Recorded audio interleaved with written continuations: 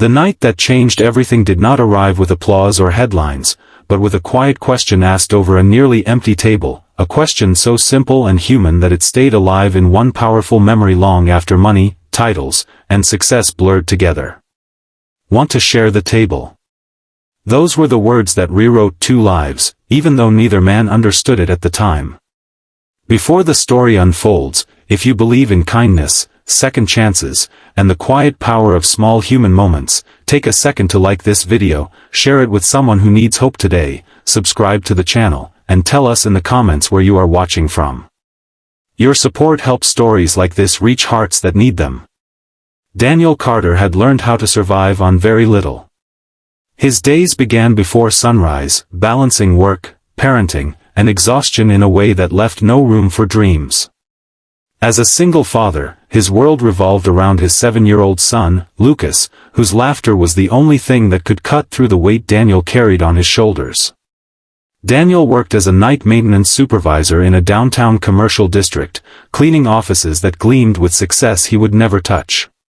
Every paycheck disappeared into rent, school supplies, groceries, and the unending fear that one small mistake could take everything away. That evening, rain soaked the city in a dull gray haze, and Daniel found himself seated in a modest diner near the office complex, a place he visited only when Lucas had fallen asleep early and Daniel could not face going straight home. The diner was nearly empty, the kind of place where the coffee tasted burnt and the lights hummed softly above chipped tables. Daniel chose a corner seat, ordered the cheapest meal, and sat with his hands folded, counting minutes instead of money.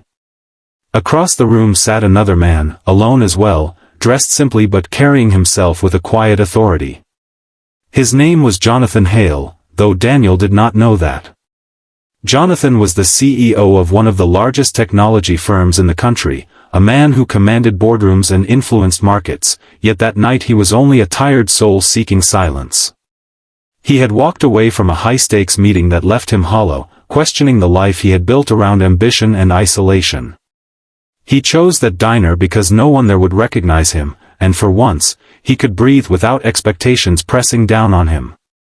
Time passed slowly. The rain outside grew heavier, drumming against the windows like a restless heartbeat. Daniel noticed Jonathan only because their eyes met briefly, sharing the same unspoken loneliness that exists when people feel unseen. Daniel looked away first, embarrassed by his own thoughts. He focused on his plate, stretching the meal so it would last longer, because going home meant facing the silence of an apartment that still felt empty without the laughter of his late wife. When Daniel finished eating, he remained seated, staring at the empty chair across from him. It reminded him of the kitchen table at home, where Lucas often asked why there was always an empty place. Something in Daniel's chest tightened. Without overthinking, he stood up, walked slowly toward Jonathan's table, and asked a question that came from pure instinct rather than reason. Want to share the table? It was not charity, not pity, just an invitation born from shared solitude. Jonathan was surprised, not by the words, but by the sincerity behind them. He agreed, and for a brief moment, the diner felt warmer, less lonely.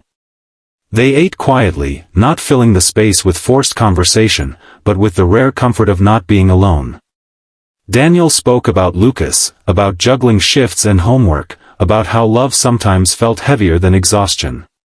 Jonathan listened, deeply, in a way few people ever listened to Daniel. In return, Jonathan shared fragments of his own life, speaking not as a CEO but as a man who had climbed high and discovered the view was emptier than expected. When they finally parted ways, there were no promises, no exchanged numbers, no dramatic farewell. Just a nod, a shared understanding, and the rain still falling outside. Daniel returned to his routine the next day, unaware that the man from the diner carried that moment with him into every meeting, every decision. Jonathan could not forget the humility in Daniel's voice, the quiet strength it took to invite a stranger to share a meal when he himself had so little. Months passed, and Daniel's struggles deepened. Budget cuts led to layoffs, and his position was eliminated with little warning. Suddenly unemployed, Daniel faced the impossible task of keeping stability for Lucas while searching for work in a city that seemed indifferent to his efforts.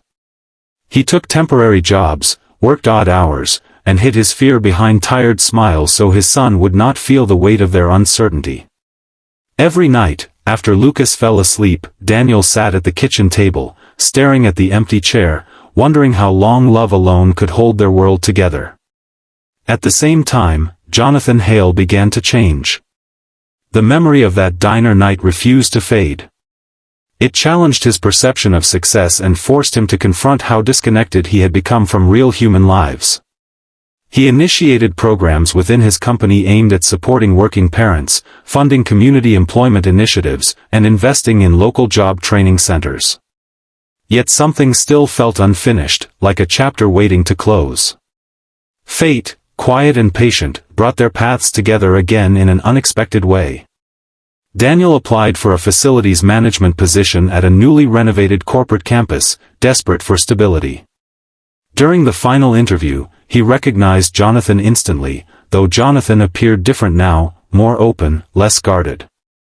Jonathan recognized Daniel too, not by his face alone, but by the memory of that question, "Want to share the table," echoing in his mind. This time, the conversation was different. Jonathan saw not just an applicant, but a man who represented resilience, kindness, and quiet dignity.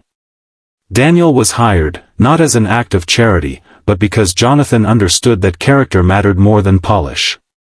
Over time, Daniel's dedication and leadership transformed the team he worked with. He became a symbol of perseverance within the company, someone others looked to for guidance and inspiration. Years later, Daniel stood in a bright conference hall, now promoted and respected, watching Lucas receive a scholarship funded by the very programs Jonathan had created.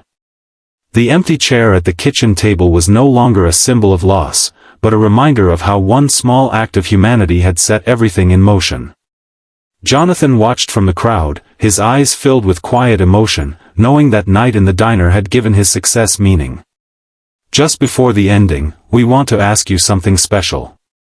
Comment below and tell us what small act of kindness in your life changed everything, even if it seemed insignificant at the time.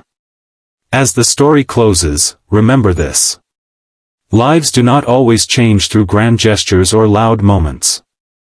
Sometimes, they change through a simple question asked in the rain, through a shared table, through the courage to see another human being when the world teaches us to look away. If this story touched your heart, if it made you feel something real, please like the video, share it, and leave a comment. Your engagement keeps these stories alive, and your kindness might be the next moment someone never forgets.